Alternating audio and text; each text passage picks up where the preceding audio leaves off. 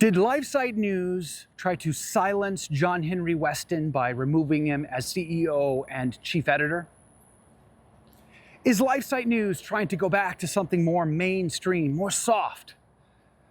Well, if you listen to everybody online complaining about the removal of John-Henry Westen, whom I find to be an incredible man, by the way, then I think you're all missing one key ingredient to this story. No one else is talking about this, and I feel the need to share it because I kind of lived this myself. The one thing that you need to consider in how to interpret both LifeSite News' position and the opposite position in this walk and talk video.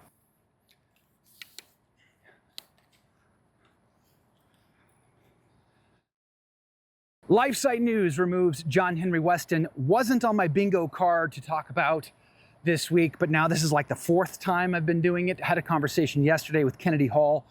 I'll put a link to that so you can watch it if you haven't seen it. Very interesting. He worked at LifeSite News for almost 3 years. I've talked to sources very close to this. They've all given me some very interesting information. But there is one thing I want to discuss in this video that nobody else is discussing when it comes to understanding LifeSite News' position on why they voted, very close vote, by the way, to remove John-Henry Westen. I think it can shed some light and some understanding and give us more balance. As somebody in my after show, one of my ACT insiders told me this morning, there are 3 sides to every story. There's their side, his side, and the truth. And somewhere in the middle lies the balance. So what about the other teammates? It's not just John-Henry Westen is LifeSite, and LifeSite is John-Henry Westen. He's the front man, there's no question, but he wasn't alone. He never did it alone. There were others that were working alongside him in this work. And what about them? Were they willing to take the same editorial risks that he was, just knowing that it could impact the bottom line? 72% readership drop in just since 2021, drop in donations. Now their livelihoods are on the line. That's kind of a big deal for them, for their families, for their needs. So there's more at stake here than just John-Henry Westen's position on the traditional Latin Mass, the Synod on Synodality, all of which I appreciate, by the way. There's much more to it than that. So let's start with, is LifeSite News trying to silence John-Henry Westen? All of this is my own 2 cents. Take it for what it's worth. No, LifeSite News is not trying to silence John-Henry Westen, nor will they. John-Henry Westen, who is an incredible man, is not going to be silenced. Now, he did allegedly signed a non-disclosure agreement and a non-disparagement agreement. So he can't talk about the details of his being released as CEO. So we're not going to get his side of the story anytime soon, but the day will come when he will be able to share his side of the story, and I look forward to that day. You should too. I want to hear it, and I hope you do too. However many days that is, between this day and that, turn on your camera, John-Henry. There is no way John-Henry is silenced or can be silenced. He has a platform, even if he doesn't have a website, even if he doesn't have a 501c3, even if he doesn't have an organization, he can speak right now, and there are a lot of people who will listen. So no, I don't believe LifeSite News chose to remove him in order to silence him. Don't believe it. And I'm told by more than one source close to the issue, and I won't tell you who they are, that no, LifeSite News is not hoping to go back to something softer, less critical. There were other issues at stake. But Steve Josevic said on his Twitter that it was John-Henry Westen's radical traditionalism. My words, I'm just interpreting. And that's why his Council of Trent interpretation of the news, that was the problem. Okay, then I guess I have to ignore Steve also telling us that there was a 72% drop in readership from 2021 to 2024. Which brings me to the key ingredient that nobody else is discussing in this issue, that you can't ignore, and that is everybody else on the team. Somehow those that are upset that John-Henry was relieved of his position have forgotten that there is an entire staff at LifeSite News. It's not just John-Henry Westen. Yes, John-Henry Westen has put in blood, sweat, and tears and sacrifice for years for LifeSite News.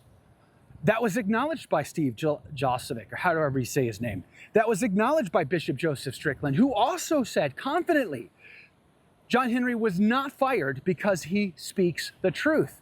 John-Henry was not fired because he's critical of Pope Leo or the synodal path. These are not the reasons.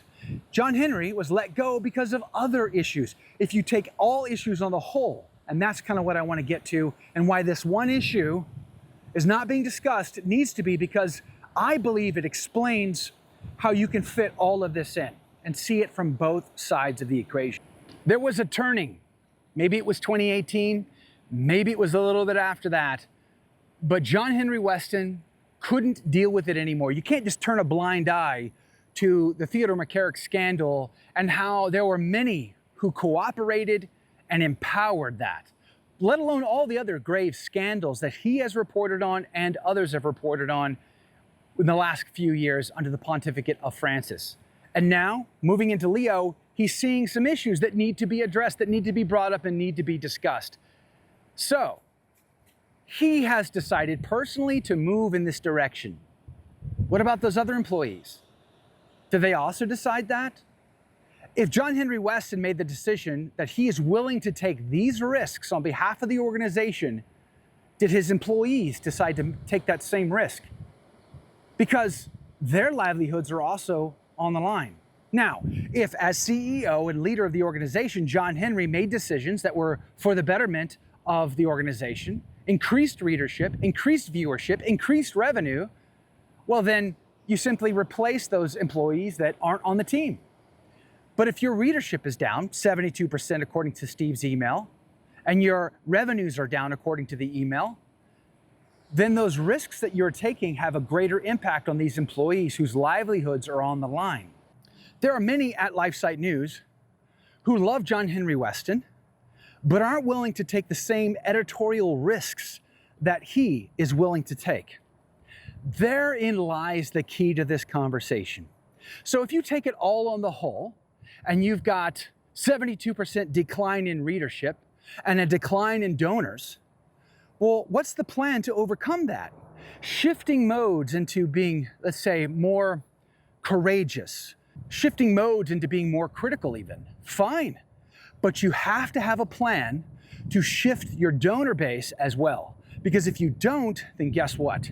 How can you afford a staff? You think John-Henry Westen could run LifeSite News without reporters, without editors, without tech people, without the help of the staff to make it all happen? Of course not. He was not a lone ranger. It's not John-Henry Westen or bust, no matter how great of a man he is. And I do believe he's a great man. It's a team, and that team has to be on the same page. You might remember Church Militant. Church Militant, you remember how it crumbled and imploded? You remember what the most tragic part of that story was? Perhaps maybe you thought, oh, Michael Voris's voice is now crushed and gone. Michael Voris still has a voice. He's still recording videos. He doesn't have much of an audience, but he's still out there doing his thing.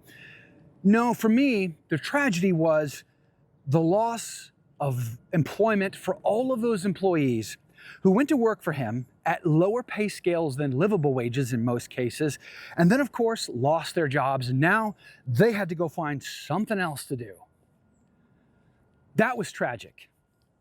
The donations for LifeSite News came from its readers. It's bulk of their business from their readers, and they're down 72% since 2021. How do you sustain that model? It's like this. Imagine, just go on a limb with me for a second and just pretend that in the post-Vatican II church, we saw a dramatic decline in priestly vocations. We saw some, just hypothetical now, I'm just pretending here, but just imagine for a second that we saw some massive implosion of religious vocations. The parishes were closing and shuttering and properties being sold off to Freemasons and Muslims. And we saw this rash, horrible thing about, priests committing sexual abuse of minors or adults and homosexuality rampant. And just imagine that people weren't being baptized anymore, sending their kids to Catholic schools, or even getting sacramentally married. They're just shacking up instead. Can you just imagine this pretend world where all of the performance indicators over the last 60 years were negative. Now imagine that the boss of the organization never fired anybody. How would you feel about that? I defended, now I've been working in the EWTN radio world going back since 2013 full time, and even before that. I've defended the right of Church Militant, LifeSite News, and other outlets to have a voice, to have a seat at the table of Catholic media in the normal Catholic media circles. And I am saddened by the fact that Church Militant no longer exists. It would break my heart to see LifeSite News no longer exist simply because they came to an impasse with John-Henry Westen, co-founder of the apostolate. That would be a tragedy. I want to see them continue. Because John-Henry Westen is going to continue, I would like to see LifeSite News continue. I've been through this myself. At my previous apostolate, I was on a team that didn't take the same risks that I was willing to take. They weren't willing to be as critical about the scandals in the Francis pontificate as I was. And I knew that every time I had really difficult conversations on the air across our network, they were more and more uncomfortable, especially as phone calls would come in from chancery offices around our network complaining about the conversation. It became increasingly more difficult. I made the decision to leave that apostolate. Why? Because I loved that apostolate. And I didn't want to see them hurt, all those people potentially lose their jobs because of a significant downturn in donations. I wanted them to continue on to do what they do, to do as much good as they possibly could, even if they weren't willing to do more. Because I knew that I could go on and I could find an apostolate like the one I work for right now, who is taking those risks with me, stepping out in great faith, holding the line. And let me tell you, it is not easy to hold the line. Donations will be canceled because of conversations that I have. And they want us to proclaim the truth. But I got to tell you, with 72% readership dropped in just the last 4 or 5 years at LifeSite News, donations down, where is all the outcry for, hey, hold on, before you fire John-Henry Westen, take my credit card and let me cover the balance. Let me make up for it. I don't hear anybody talking about that. Nobody's talking about covering the deficit that these apostolates incur in order to keep going and doing what they do day in and day out. Where is this donation that they're not speaking of? It doesn't exist. USAID doesn't cut checks for this.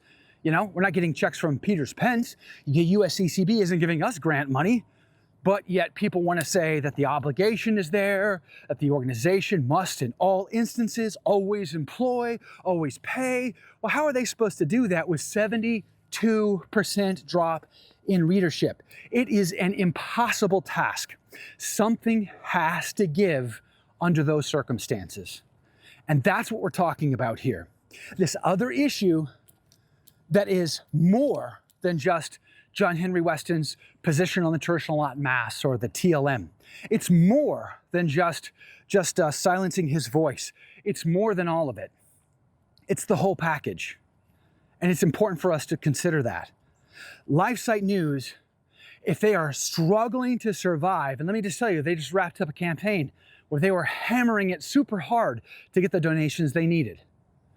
If they're struggling to survive, they have to do, their board has an obligation to do what they have to do to survive. And if they had this conversation with John-Henry and they came to an impasse on the direction they got to change, changing direction isn't the problem. It's how are you going to overcome the deficit in donations that's a problem.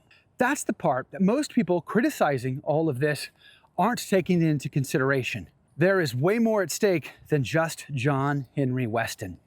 There's an entire staff. There's an entire organization that has to survive. And just like we wouldn't want the hierarchy to turn a blind eye to the issues and the troubles in the Catholic Church, but rather to take decisive actions. Don't you want Leo to take decisive actions? I know I do. Here's the bottom line. I want John-Henry Westen to create the most amazing Catholic news media organization yet to exist. I would support him in that, and so should you. I want Stephen Cox to get a great job and continue what he's doing in media and journalism, etc. But I want LifeSite News to continue on and all of their employees to keep their jobs and to continue to do the great reportage. I have leaned heavily upon some fantastic reportage at LifeSite News, not at all related to John-Henry Westen. Michael Haynes, for instance, his reportage out of the Vatican is top-notch. It's stellar. John-Henry Westen can, should, and will create a new Catholic media organization. And he's going to do great at it. It's not going to be as easy for the others. For them, it's a totally uphill battle. And the slog would be painful. Can they survive it from a financial perspective? That's the issue. It's not so straightforward. There are other considerations. So, bottom line, pray LifeSite News continues. Pray John-Henry Westen creates an amazing organization. Pray for Stephen Cox. Support his GoFundMe campaign if you can. But let's not just trash LifeSite News because they made a difficult decision that you don't agree with. John-Henry Westen is going to be just fine. I promise. His voice is going to be stronger than ever because he will do what he sees right, and he'll do it in the way that he wants to do it. And he probably won't have to answer to a board next time. We'll see. What do you think? Let me know below. God love you.